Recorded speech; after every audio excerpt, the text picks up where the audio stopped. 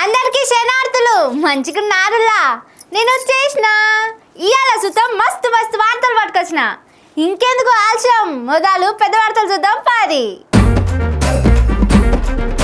మూల స్తంభాలట వార్తలు రాసేటోళ్ళు. రేవంతన్ సారు మరిచినవా అసెంబ్లీలో తిట్టిన తిట్లు. ఇందిరమ్మిన్లు అమ్ముకుంటుట కాంగ్రెస్ వాళ్ళు. మేం సొక్కం బంగారం అంటుండు పొంగులేటి గారు. తెలంగాణకు వచ్చిందట బంగ్లాదేశ్ వాళ్ళు.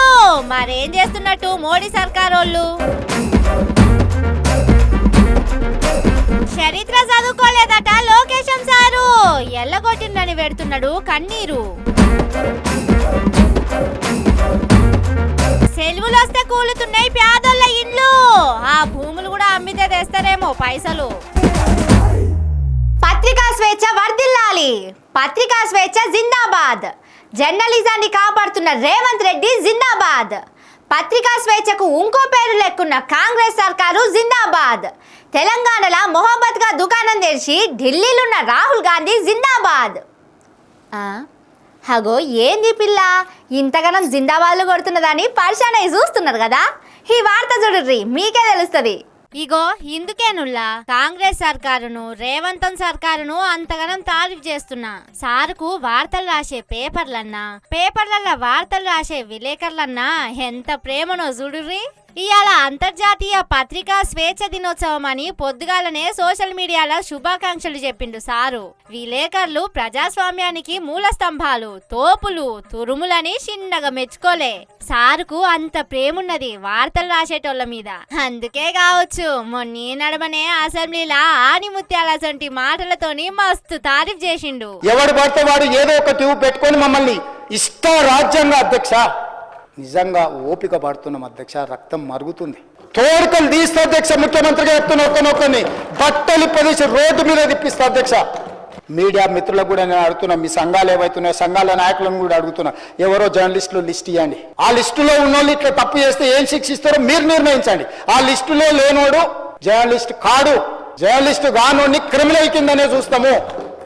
ఎంత ముద్దుగా మాట్లాడుతుండు సారు. విలేకరులను ఇంత మంచిగా మెచ్చుకునే లీడర్లు, మంచిగా చూసుకునే సర్కారులు దునియాలో ఎక్కడ ఉండే కావచ్చు. అంత మంచి సర్కారు కాబట్టే విలేకరులు సర్కారు గురించి ఏ చిన్న వార్త రాసినా కేసులు పెట్టి జైలుకు తోలుతున్నారు. కరెంటు పోతున్నదంటే కేసు, నీళ్లు వస్తలేవంటే కేసు, వరి చేనులు ఎండిపోతున్నాయంటే కేసు, ఆఖరికి వడ్డు కొంటలేరన్నా కేసులే పెడుతున్నారు. వాళ్ళ మీద కోపంతోనో పగతోనో చేస్తున్నది కాదట, క్రమశిక్షణ నేర్పించడానికి గుండె రాయి చేసుకొని మనసు చంపుకొని మస్తు బాధపడుకుంటా కేసులు రాయిస్తున్నాడట సీఎం సారు. అంత ప్రేమున్నది కాబట్టే ఇవాళ పత్రికా స్వేచ్ఛ దినోత్సవ శుభాకాంక్షలు చెప్పిండు. వార్తలు రాసేటోళ్ళ మీద ఇంత ప్రేమ చూపెడుతున్న రేవంతన్ సారుకు గజమాలలేసి 10 గజాల శాల్వ గప్పి పాలాభిషేకం పూలాభిషేకం చేసినా తక్కువనే పోర్రి.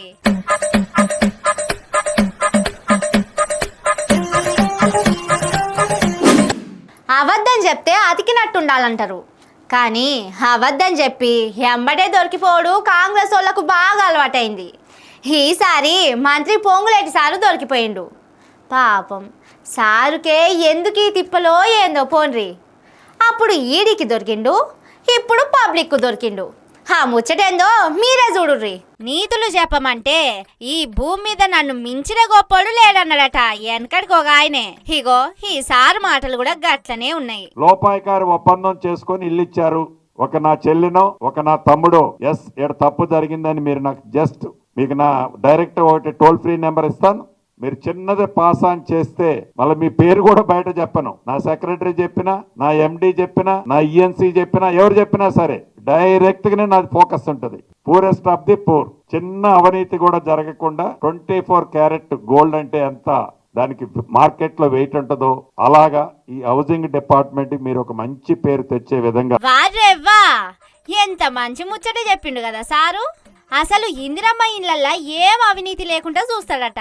ఎవరన్నా ఇండ్ల కోసం పైసలు అడిగితే నాకు చెప్పుర్రి, వాళ్ళ శండలు తీస్తానంటుండు. కానీ అసలు కథ ఎట్లున్నదో చూడుర్రి. వాళ్ళు ఒక 20 ఇల్లులు వచ్చినాయి. 20 ఇళ్లలో 8 ఇల్లు ఇచ్చారు. కాంగ్రెస్ డామ్ డామ్ 12 ఇల్లులు ఎవరికి ఇస్తారు, ఏంది లెక్క, అసలు లిస్ట్ ఏంది అది కూడా చెప్పలేదు. ఆ మీటింగ్ కూడా సడన్ గా అరేంజ్ చేసిర్రు. ఇగో ముందు పెట్టిన వాళ్ళకు రాట్ల వెనక పెట్టిన వాళ్ళకి వస్తున్నాయి. వీళ్ళంతా వేస్ట్, అందరు దొంగ, అందరు దొంగ. ముందు పెట్టిన వాళ్ళకి రావాలి, వెనక పెట్టిన వాళ్ళకి చెప్పాలి.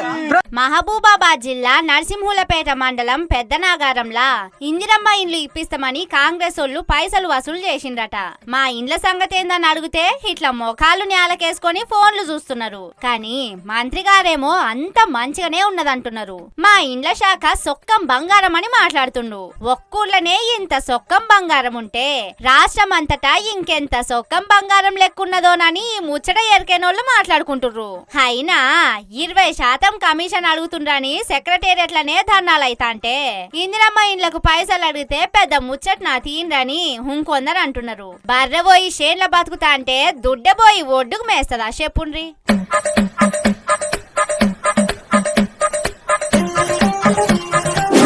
ఇప్పుడు నా పని ఏంది? రోజు వార్తలు చదవాలి. మీ పని ఏంది? మీరు చేసే కొలువు మంచిగా చేయాలి. రైతులైతే వ్యవసాయం మంచిగా చేయాలి. సర్కారోళ్ళు పాలన మంచిగా చేయాలి. ఇట్లా ఎవల పని వాళ్ళు చేసుకుంటూ పోవాలి. కానీ మనం చేయాల్సిన పనిని షర్లదోలి పక్కోళ్లకు నీతులు చెప్తే ఎట్లుంటది? ఇగో ఇట్లుంటది. గత వారం రోజులుగా అక్కడ ఏం జరుగుతుంది అనేటువంటి విషయంలో విచారణ జరిపినప్పుడు ఆ మదర్సాలో 70 మంది విద్యార్థులు చదువుకుంటున్నారు. ఎక్కడోళ్ళు కిషన్ గంజ్ అనే జిల్లా నుంచి బీహార్ నుంచి వచ్చినాము అని చెప్తారు. Kishanganj is adjacent to Bangladesh కి కిషన్ గంజ్ కి మధ్యలో బార్డర్ ఉంటది గీత.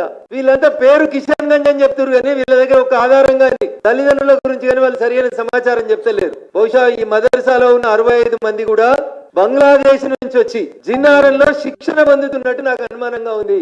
అబ్బర బిడ్డ, బీజేపీ ఎంపీ రఘునందన్ సారు చిన్న ముచ్చట చెప్పలే కదా. బంగ్లాదేశ్ నుంచి వచ్చిన వాళ్ళు మస్తు మంది మన తాన మదర్సాల్లో ఉంటున్నారట. బంగ్లాదేశ్ కెళ్లి బెంగాలు బీహార్ కు వచ్చి అక్కడికెళ్లి మన రాష్ట్రానికి వచ్చిరట. ఇక్కడున్న సర్కారోళ్ళు ఏం చేస్తున్నారని గల్లా వట్టి అడిగినంత పని చేసిండు. అంతా మంచిగానే ఉన్నది గాని సారు, 11 ఏళ్ల సంధి కేంద్రంలో అధికారంలో ఉన్నది మీ సర్కారేనాయే. 52 ఇంచుల ఛాతితోని మోడీ సారు ప్రధానమంత్రి కుర్చీలో కూర్చుండే. దగ్గరుండి మరి పాకిస్తాన్ కు జవాన్ల పంపి సర్జికల్ స్ట్రైక్ చేసే, బాలాకోట్ కాడున్న ఉగ్రవాదులను విమానాలతోటి కాల్చి చంపే అంత పవర్ఫుల్ మోడీ సారు ఢిల్లీలుండగా వీళ్ళందరూ అక్కడెక్కడి నుంచో ఇక్కడ దాకా ఎట్లొచ్చినట్టు? మనం పక్కింటికి పోయినట్టు పక్క దేశపోళ్ళు మన దేశానికి వస్తా అంటే మోడీ సారు ఎందుకు ఆపలేదన్నట్టు.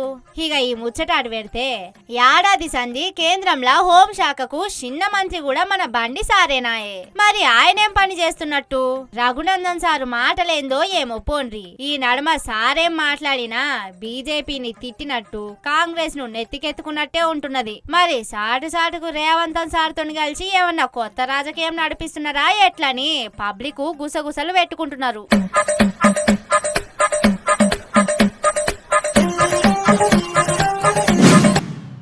పక్కోడు తింటా అంటే వాని పళ్ళెం గుంజుకొని తినాలి. మళ్ళా మీదికెళ్ళి వాని మీదకే లొల్లికి పోవాలి. నన్ను కొట్టిండ్రు తిట్టిండ్రు అని శోకం పెట్టి ఏడవాలి. ఏండ్లకేండ్లు అదే ముచ్చట చెప్పుకుంటే బతకాలి.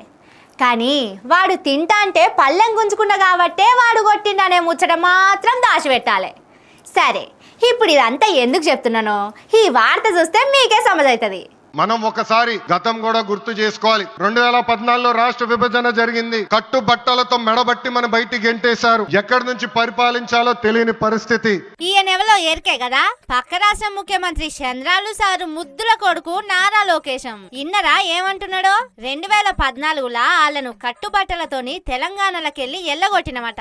నిన్న ఆంధ్ర రాజధాని అమరావతికి 2వ పారి శంకుబండ పాతటానికి మోడీ సార్ను పట్టుకొచ్చిండ్రు కదా.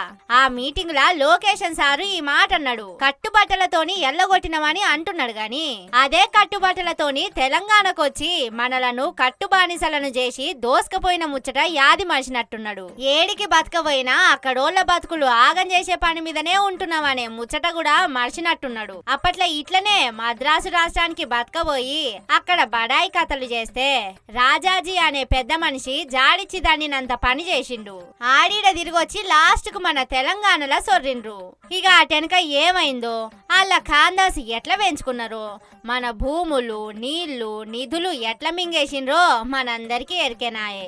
అయినా కూడా మనమేం అనలే, అన్నదమ్ముల లెక్కనే చూసుకున్నాం. కానీ ఏళ్లకేళ్లు తిప్పలవాడి తెచ్చుకున్న తెలంగాణ మెడకాయను 2 ఏళ్లు నిండక ముందే పిసికి వారేద్దామని ఇదే లొకేషన్ సారుల నాయనే చంద్రాలు సారు వాళ్ళ శిష్యుడు రేవంతన్ సార్తోని కలిసి ప్లానింగ్ చేసి దొరికిపోయిండు. మొఖం లేక ముల్లె మూట చదురుకొని కరకట్టకు పోయిండు. ఈ అసలు ముచ్చట్లని పక్కకు పెట్టి ఏవో కథలు చెప్దామని చూస్తే నమ్ముటానికి మా తెలంగాణోళ్ళేం ఎడ్డోళ్ళు కాదు సారు. మళ్ళో పారి ఇసొంటి మాటలు మాట్లాడితే సలాక ఎర్రగా కాల్చి ఏడ వాత పెట్టాలనో ఆడ పెడతారు. జర పైలం.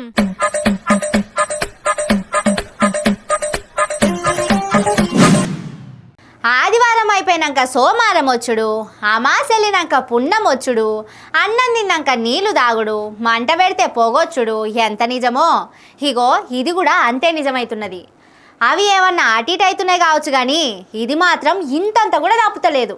అదేందో కాదుల్లో మన రంగనాథ్ సారు నడిపిస్తున్న హైడ్రా శనివారమో ఆదివారమో వచ్చిందంటే హైదరాబాద్ లో ఉన్న పేదోళ్ల పానాలు పోయినంత పని అవుతున్నది. హైకోర్టు గట్టిగా అరుచుకున్నా, సుప్రీంకోర్టులు చీవాట్లు పెట్టినా గాని సర్కారోళ్ళ బుల్డోజర్లు మాత్రం ఆగుతలేవు. ఇవాళ మేడ్చల్ జిల్లా గాజుల రామారం కాడ పేదోళ్ల ఇండ్లు కూలగొట్టిర్రు. అక్రమంగా కట్టుకుండ్రని కూలగొట్టిండట.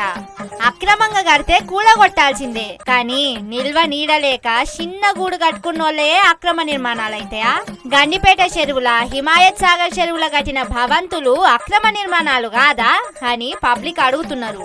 దుర్గం చెరువులున్న రేవంతన్ సారోల అన్న ఇల్లు ఏడాది దాటినా అట్లనే ఉంటది. కానీ మా ఇండ్లు కూలగొట్టి మమ్మల్ని ఆగం చేస్తున్నారని పేదోళ్ళు ఏడుస్తున్నారు. కానీ రేవంతన్ సారును కూడా ఏమనొచ్చేటట్టు లేదుల్లా. మొన్న హైదరాబాద్ సెంట్రల్ యూనివర్సిటీ భూములు అమ్మి పైసలు తెద్దామనుకుంటే సుప్రీంకోర్టోళ్ళు శంపల మీదికెళ్ళి షటా వేసిర్రు. మరి పైసలు కావాలంటే ఎట్లా చెప్పుండ్రి? గందుకే హైదరాబాద్ లా ఇంకేమైనా భూములుంటే అన్నిటిని జమ చేసి గంపగుత్త కింద అమ్మితే 4 రూపాయలు వస్తాయని చూస్తున్నట్టున్నాడు. కానీ 6 గ్యారంటీలు అమలు చేసడానికి సారు పడుతున్న తిప్పలను నా లెక్క ఎవ్వరూ అర్థం చేసుకుంటలేరు. పాపం రేవంతన్ సారు.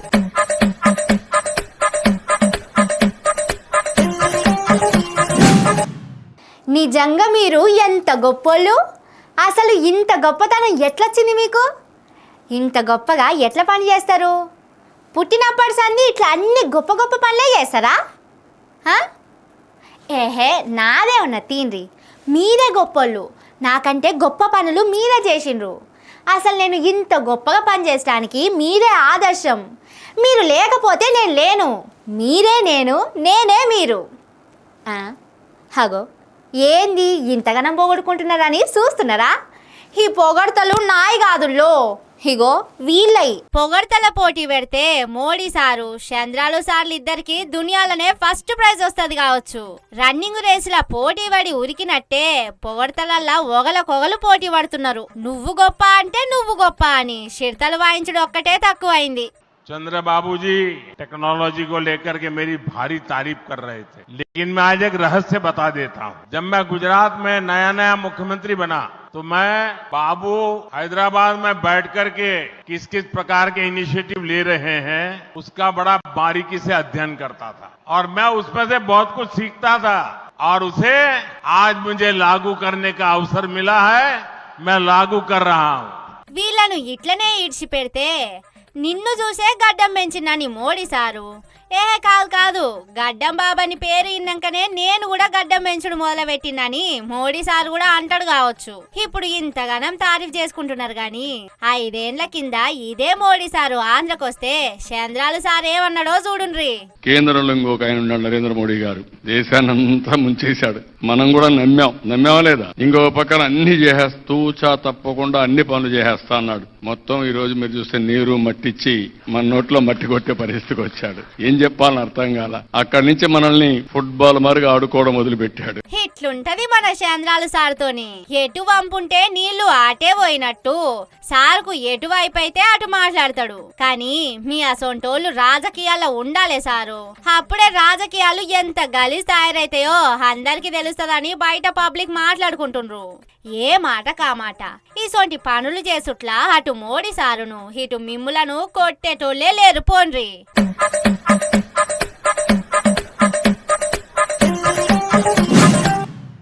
ఇవి అది ముచ్చట్లు. ఇంకిన్ని జబర్దస్త్ ముచ్చట్లతోటి మళ్ళొస్తా. చూస్తూనే ఉండుర్రి మన తీన్మార్. ఇదే అసలు తీన్మార్.